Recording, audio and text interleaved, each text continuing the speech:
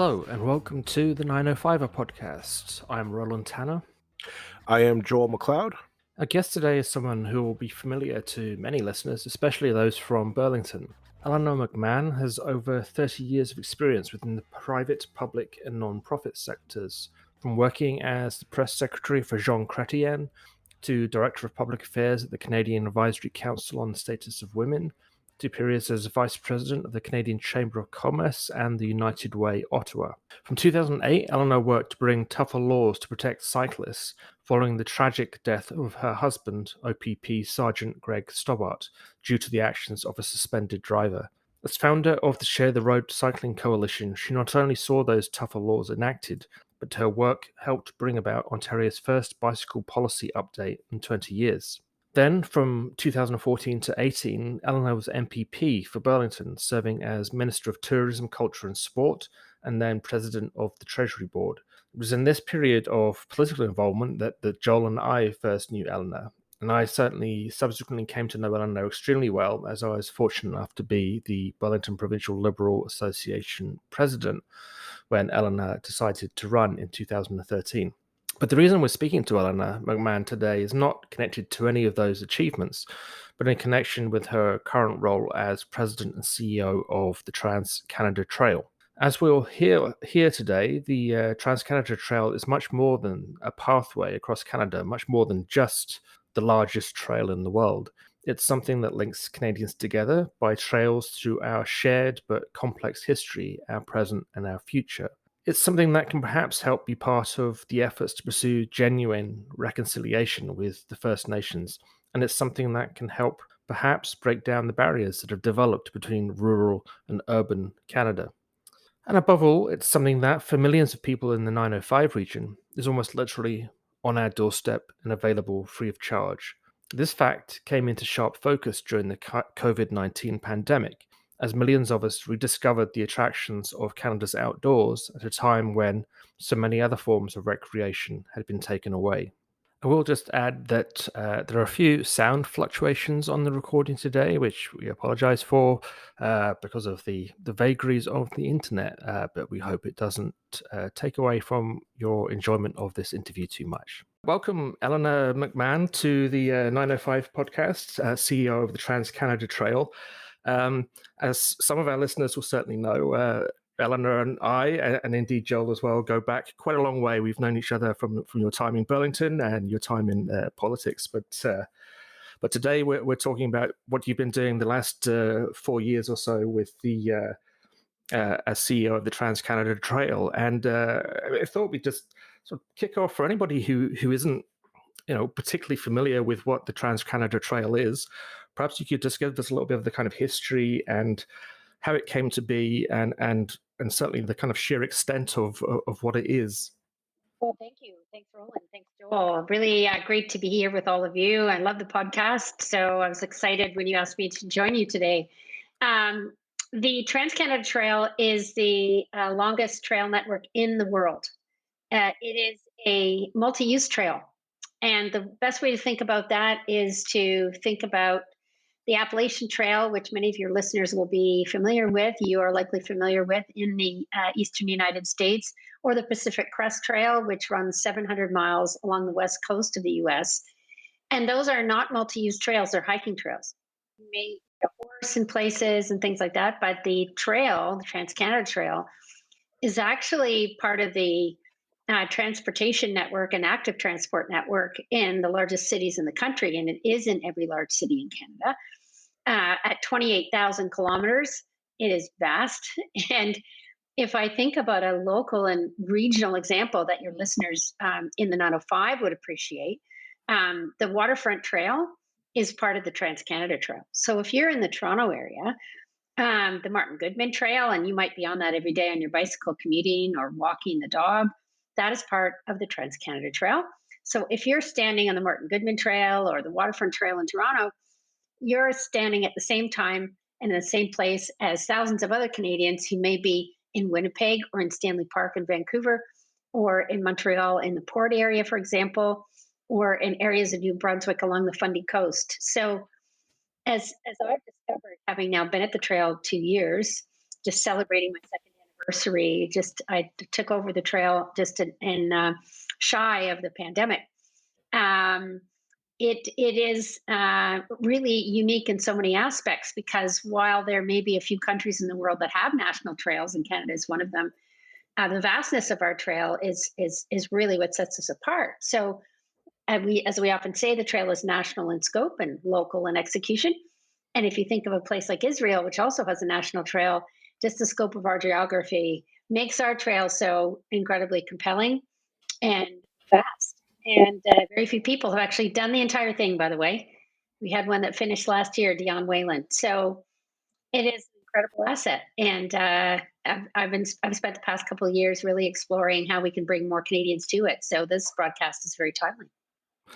And just, I mean, I'm looking at, and uh, I've mentioned this to you before. You have an excellent website, and I always like anything with a map on it anyway.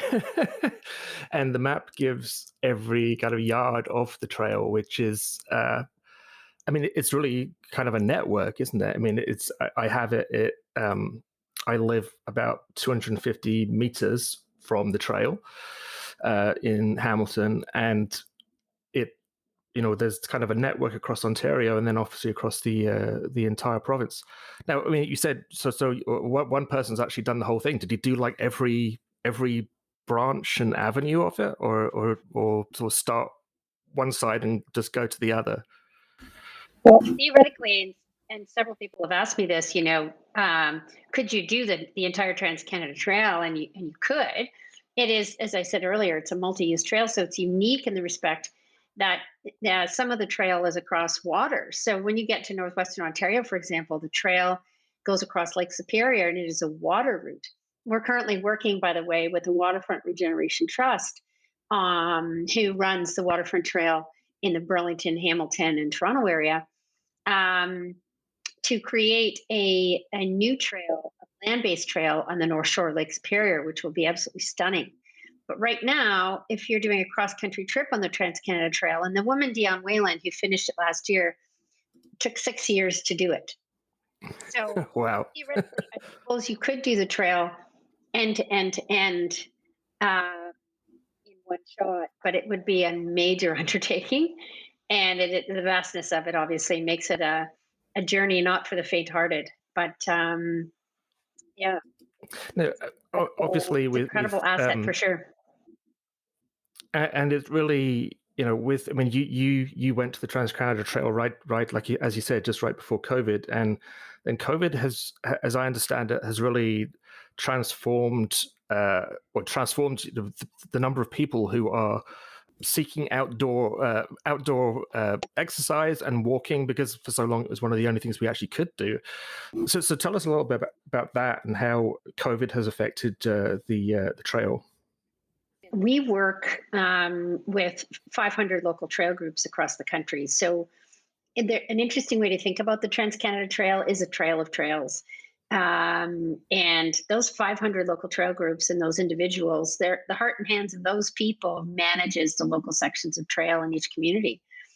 And without them, we wouldn't exist. So we are funded by Parks Canada, and that annual funding allows us to be the largest investor in trails infrastructure in the country, over 16.5 million in 400 projects in the last 4 years. But part of those funds goes towards supporting those local trail groups as well, through activities and through funding their cleanup and the maintenance of the trail and the signage on the trail, including Indigenous signage.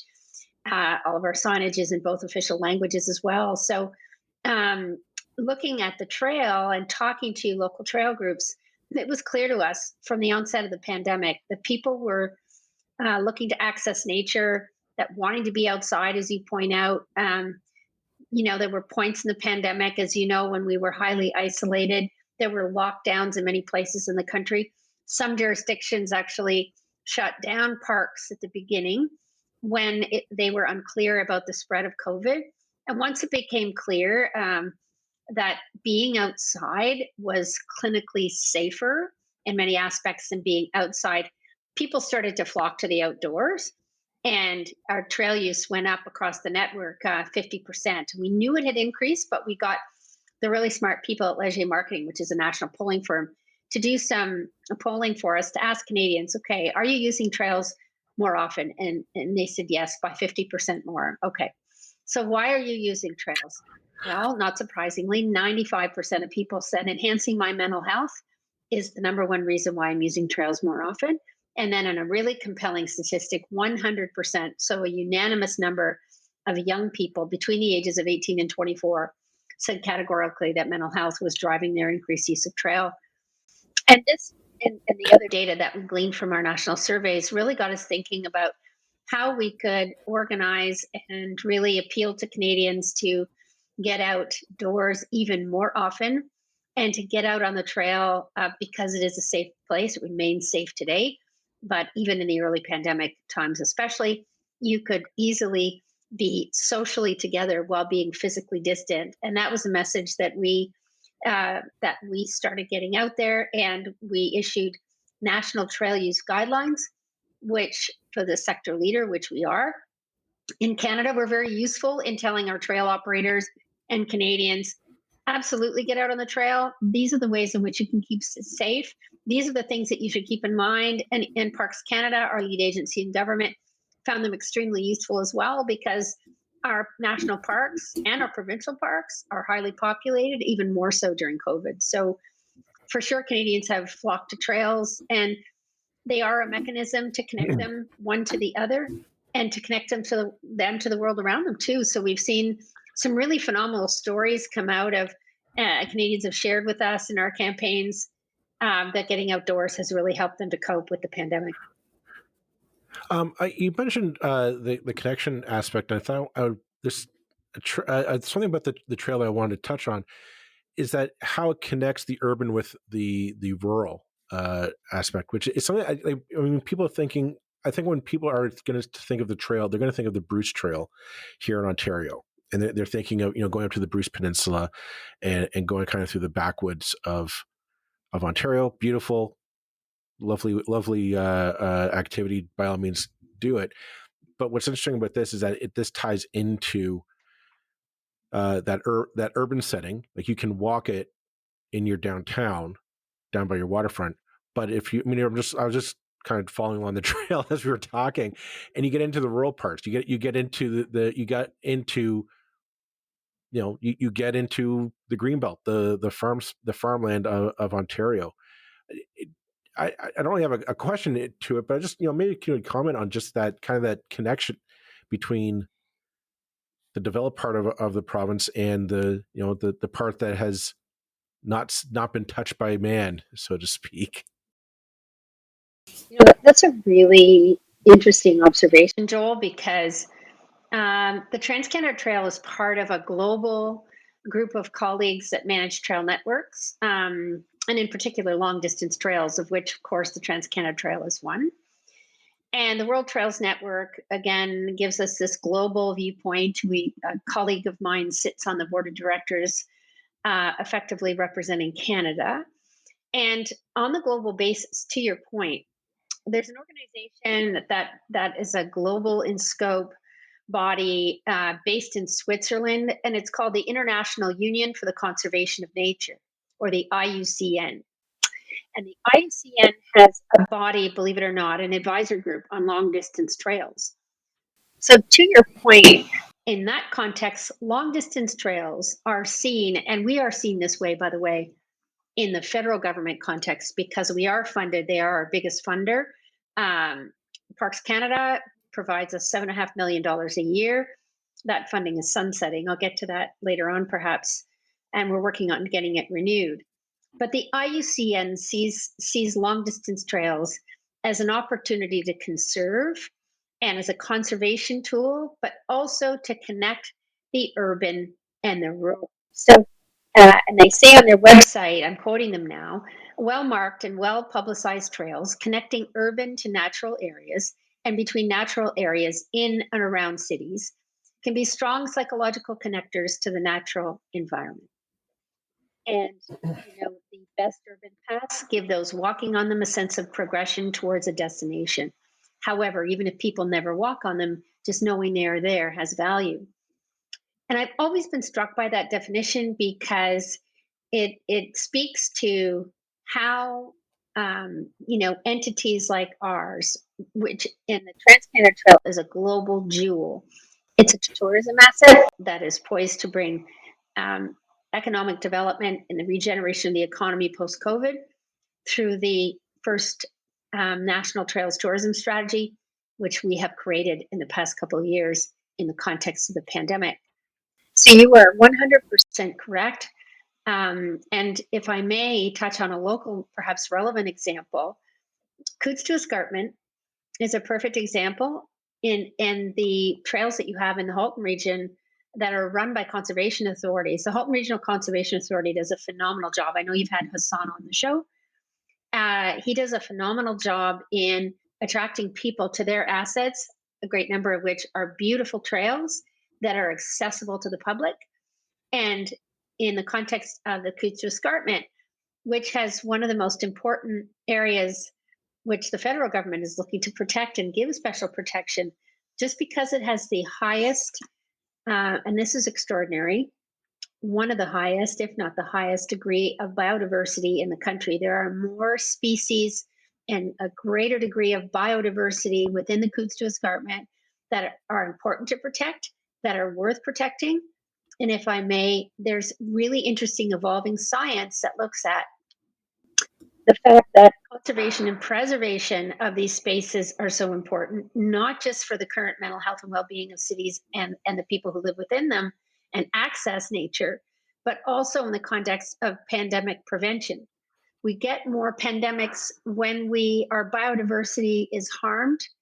And when our biodiversity is harmed, as we get closer to the animal species and the animal kingdom in ways that maybe aren't necessarily helpful, that can lead to unhelpful and negative connections that result in pandemics. And so there's evolving science on that. But when you look at the antecedents of the COVID-19 virus and the transmission routes that it took, nature and biologists are saying that when we harm biodiversity, we harm ourselves. And this is why the trail is part of an effort to conserve 25 by 25 in the Canadian context by our federal government. 25% of Canadians of Canada by 25 preserved and conserved, 30% by 2030. And places like Coots Escarpment and the efforts at conservation there in that context are related to that overarching commitment, and the trail is part of that because we are in those places. We are wildlife corridors. We enhance biodiversity. We're on bird flight paths.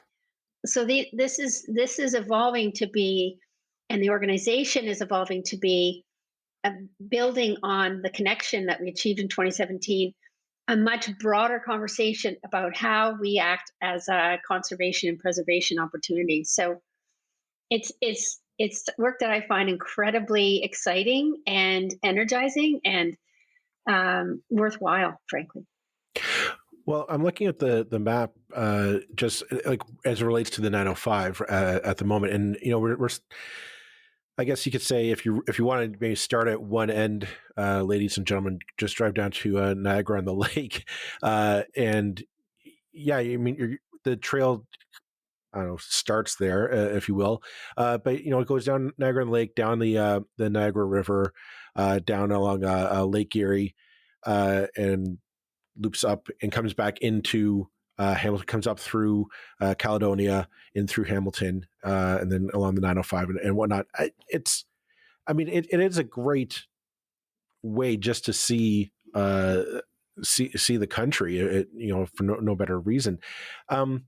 But I would be remiss if I wasn't to talk about the risk of development, because that's something that we've talked about many times on this podcast, and it's are you worried about potential development growth? There seems to be a bit of a push to get into the green belt, into these areas and to expand in. Are you at all worried about development? Just the political will pressuring to develop these areas, and that we risk losing a bit of that biodiversity and a bit of what the trail is trying to shine a light on. That's a really good question. I think for us at the Trans Canada Trail, so we don't own the land that we are on. So a great deal of it is there's some private land ownership in there, but a lot of it is crown land, municipally owned, some of it federal, especially in our national parks and so on. So we don't necessarily play that role of providing feedback to governments about development and so on, either pro or con or on both sides of the equation. I think if we were asked, we'd have to think about it carefully. But what we might be able to do, and it's a big might, and a decision by our board of directors would be to assert, as I have to you a moment ago, that trails are very valuable as vehicles for conservation and preservation of green space and providing that vital access to nature that Canadians are craving now. They are an instrument for economic development through local tourism, especially in places in the country where heavy industry has vacated. There's tons of examples of this in the United States, and they were touched on in our Conference Board of Canada report in 2020. We can do better as a country to put trails in the window as a tourism asset, and that is what's caused us to, in a carpe diem way, seize the day in creating Canada's first national strategy. It's in the mandate letter of the Federal Minister of Tourism, and the renewal of our federal funding is the mandate letter of the Minister of Environment, Climate Change Canada. So it is their role as regulatory agencies to discern, and I think there's an environmental assessment underway by the federal minister on Highway 413, and so that result is pending. But the Trans Canada role is tangential to those conversations rather than central to them, if that helps. Coming back to just the sort of history of the trail. Now, I mean, as if I'm remembering right, the trail is a fairly new. It's fairly new in existing as an entity that has its own name. And many of the trails have existed for a long time, but the actual, as a concept, the Trans Canada Trail is relatively new. When was it created? And this came originally from the federal government as a. Is that right? Just correct me there if I'm way off base. Well, you're not way off base, but the dream for the dream for a Trans Canada Trail really began with two gentlemen, Mr. Pratt from Calgary and Pierre Camus in Ottawa. And in 1992, the two of them, it was the 125th anniversary of Canada. They began having conversations one to the other, and in the context of work at the federal level to celebrate the 125th anniversary of our country, they started talking about this idea of a Trans Canada Trail. And you're quite right also in saying, and this is really important to our ongoing work, that the trail is a sum of its parts. And many of those parts have been trading routes and Indigenous routes for centuries now. And so the ground that we walk on and the Indigenous partnerships that we have, for example, locally, you can find the Trans Canada Trail in and around the Six Nations, as an example, of the Grand River and in Brantford. And those territories on which we operate and stand really form the backbone of the history of our country. And if I may, Roland, it leads me to a perhaps tangential point, which is we certainly we have a truth and reconciliation framework at the Trans Canada Trail that we published willingly and with enthusiasm in order to express our commitment to being an ally and to amplify the voices of our First Nations partners. We operate in very close contact and collaboration with the Indigenous leaderships in the communities where we find ourselves. We're in over 15,000 communities across the country. So it will make sense to you that our work with our Indigenous partners is a relationship of privilege for us. And we have an Indigenous advisory committee of our board. We have Indigenous leaders on our board, and we are informed by their advice.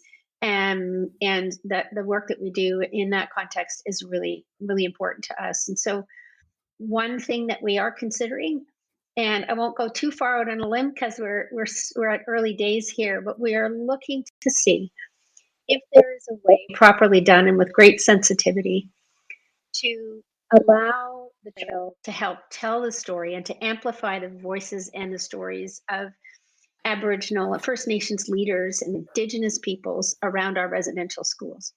It is a part of our history that more recently has come to the forefront as the very sad recovery and discovery of grave sites around residential schools has come to light. And I think all Canadians stand side by side our Indigenous peoples as this sad and horrible chapter in our history is uncovered. And is there an opportunity to tell that story differently vis-a-vis the Trans-Canada Trail and where these schools are located? We think so. And it could be in the context of some powerful work that we're doing to create a digital trail. So while the physical trail that we've talked about a lot today and the map that you see, how lucky are we, by the way, as ReCanada is our map partner, and they're a phenomenal Canadian company, and they're generously giving to us of their time and talents in their software, which we're grateful for. So the nice comment about our website, Roland, I will share with them because we're very proud of that relationship. But as we embrace the digital trail and the next stage of using technology to also enhance the end user experience, but embrace opportunities to channel content, bring the trail to people around the world, because if COVID has taught us anything, it's that people are in front of their computers a lot more now and consuming content, and we have an opportunity to tell stories and leverage the trail. So the Indigenous relationships in Canada, like I said, are very precious to us. And the work that we think we can do, the role we can play around storytelling, especially when it comes to the residential schools, is something we're thinking about very seriously. Sorry, we both breathed in. Nope. We both breathed in there. Joel, Go ahead. me. Sorry if I took you down another path there, but No. No, not at all. No, I think we both had a point, but I'm sure we'll both get them in before we're done. It struck me that at this point in history, with everything that's happened the last couple of years, not just with COVID, but with the, what's been happening in Ottawa lately. It's like we really need something with the discoveries at the schools. It's really a moment where we need something that kind of brings everybody together, a thing that we can kind of all share in, and the Trans-Canada Trail really seems like one of those things. It's because a trail is like, it's not just a physical thing, but a kind of idea, isn't it? It's like, if you think of the Appalachian Trail, it's like that, or in Britain it was the Pennine Way, which had huge amounts of kind of history attached to it because it was a Roman road, and it was, and there does seem a real opportunity here. This is maybe somewhere where the First Nations and Canadians can work together in a really kind of creative way that is, that means we're pulling in the same direction rather than against each other. And it kind of goes, because it's such a pan-national thing. It's it's a difficult thing to kind of put your finger on it physically, but it kind of has that intellectual kind of aspect to it of tying the nation together quite literally. So it's kind of exciting from that point of view, and I guess that leads to my next question in a way, which is where is the future of the trail? You mentioned the funding situation a while ago. I'm assuming and hoping that this isn't going to come to a grinding halt because your money disappears. But what's next for the Trans-Canada Trail? well, thank you. And we certainly feel that it would be a shame for the trail to close its this chapter in its 30th year. I mentioned Pierre Camus and Mr. Pratt earlier, and they thought of this dream in 1992. We're now in 2022, and so 30 years later, with so much achieved and such Canadian ingenuity and effort and enthusiasm to create this amazing Trans-Canada Trail. I mean, really, to your point, Roland, there aren't many countries in the world, first of all, that have a trail of this vast size, but also could come together where there would be this coming together. And I think that's reflected in our relationships at the political level, federally, which I'll just touch on now. We're in a minority parliament, as you know now, and sometimes in those minority situations, it's hard to get politicians to agree on a commonly held set of objectives. And the trail is a place where there is warm and enthusiastic agreement. I've met with a number of politicians since I've been at the trail, most of it in the context of the renewal of our funding that you mentioned a moment ago. Our funding agreement with Parks Canada ended. It ended actually in January, but it officially ends March 2022. So we're really hoping that in this federal budget we'll get a recommitment for at least 5 years from the federal government to allow us to continue to enhance and grow the Trans Canada Trail and to broaden our lens to embrace the activities that we're undertaking now. And we are doing so because when the trail was celebrated that end to end to end connection in 2017, as aligned with the Sesquicentennial, the task then became, okay, we've done this amazing thing. Now what? And so the now what really has been a product of an extensive global environmental scan, yes, of the British Trail networks, which are famous, internationally famous, and they've been there for so long. We have much to learn, and because our trail is only 30 years old. So what can we do? What can we learn from the Camino del Santiago in Spain and the way in which it is wired into the DNA and the physical and natural history of Spain? The Trans-Canada Trail is indeed the very same thing. So when we did this environmental scan and we talked to our funders and partners and the people that we serve across the country, they enthusiastically opined. I mean, I think it's human nature that when you ask someone their opinion, they're probably going to give it. That you guys are in the business of doing just that, and on this podcast, I mean, it's so evident. But in that context, we had enthusiastic responses, and 600 data points were collected from these conversations in this immense consultation. And then we whittled it down to our 6 strategies for success, which fall nicely into the TRAILS, that speak to, creating a trail system for all, and building capacity in the trails sector, amazing events, and things like our Great Canadian Hike, which we held in the first year of the pandemic, again in the spirit of togetherness in a socially together, physically distant way, that has attracted over 400,000 collective kilometers of Canadians getting out on the trail and sharing their visuals on social media, and the increased tourism work that we're doing to increase the visitor economy, and leading the development of a digital trail. And then finally, the S is really all about our success is wired into that broad coalition of partners that we have. And so whether it's the accessibility work that we're doing with Access Now and the Canadian Paralympic Committee to use Access Now's digital platform to open source sections of the trail across the country and get lived experience feedback to make a more accessible trail. That work, which is so foundational and so phenomenal and so groundbreaking, is allowing us to work with our municipalities and give them instant feedback on where the trail needs enhancements and improvements through the lives of, again, people who use the trail and maybe find challenges. And so that's allowing us to be an organization that's evidence-based and in the spirit of constant improvement. And I mentioned to you the Indigenous work and the resource and capacity work that we're doing. We've got a national um, Indigenous youth employment program that we have well underway that's providing opportunities and summer job opportunities in trail building and trail enhancement and conservation, in partnership with Outland Xterra, which is based in Thunder Bay, that's had this Indigenous youth program for 20 plus years. They graciously allowed us to join in and add trail building to the suite of activities that these young people are doing.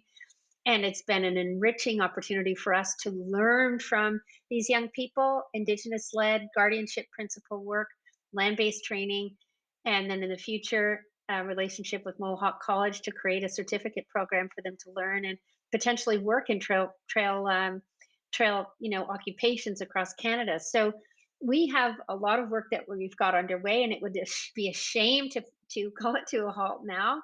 when we've got so much momentum, so much enthusiasm, and trail use is escalating across the country. So we're hoping that the federal government says yes, and we're working very hard. We were in the platform of the Liberal Party and the Conservative Party in the last election, and we are in those ministerial mandate letters. So we are working very hard. We've mobilized our network from across the country. We've had 700 letters go into MPs and ministers. So hopefully we're on the radar screen and we're keeping our fingers crossed for sure. Well, that's probably a good note to end it on, and we certainly wish you all the best with that. It seems it's one of those projects that really catches my imagination. I love the idea of trails and footpaths as something that kind of link us together and tie history with the present day with the future. I mean, that can sound very airy fairy when I'm saying it like that, but it's a physical thing that really does that physically links us, and I think that's really important. So all the very best with that, and we'll speak to you again in the future, hopefully with some more good news and future developments with the Trans Canada Trail. So thank you both for having me today. This was fun. Thanks. Thank you.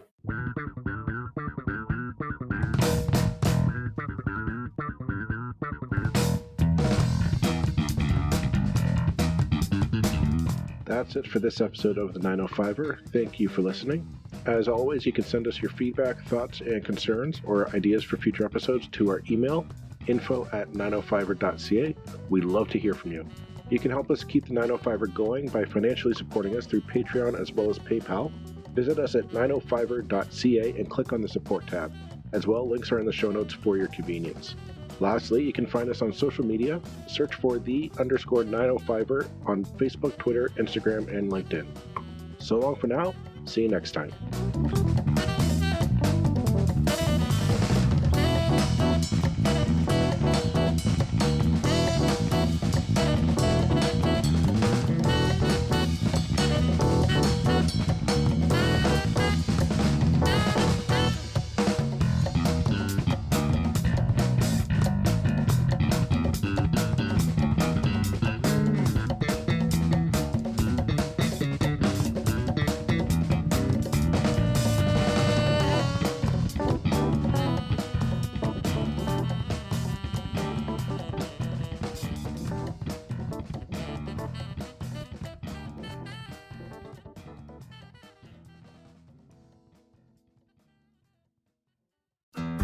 You looking to make the most out of this life and optimize your personal wellness? Then check out the Natural Man Podcast. Join me, host Mike C., as we explore all areas of human wellness, physical, mental, and emotional. Learn strategies to optimize your own well-being and be in the driver's seat of your own health. Remember, your doctor works for you. Learn biohacks, neurohacks, ways to improve sleep, and ways to optimize your body and your mind. Check us out on Apple, Spotify, the Fountain app, and at naturalmanpodcast.com.